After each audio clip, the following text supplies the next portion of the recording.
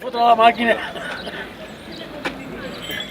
Vandellòs es va tornar a omplir de cavalls, carros i fins i tot vestits d'època.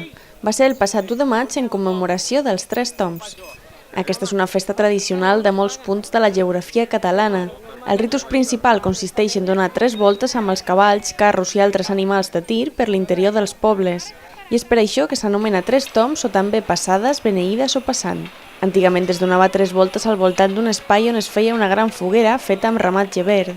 Ja fa 10 anys que Vandellòs va importar la tradició als carrers del poble. Per a l'ocasió van vindre uns 15 carros, 6 dels del poble i uns 12 cavallistes.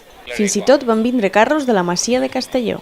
Aquests carros molts han donat, gent que ja els tenia abandonats, i molts van dir si els volíem a Castelló, i doncs nosaltres els hem repintat, se van repintar una mica, però encara s'han de restaurar una miqueta. Ne tenim un encara amb llanta de ferro, la roda grossa, i a veure si enguany, l'any que ve pugui estar, el farem restaurar.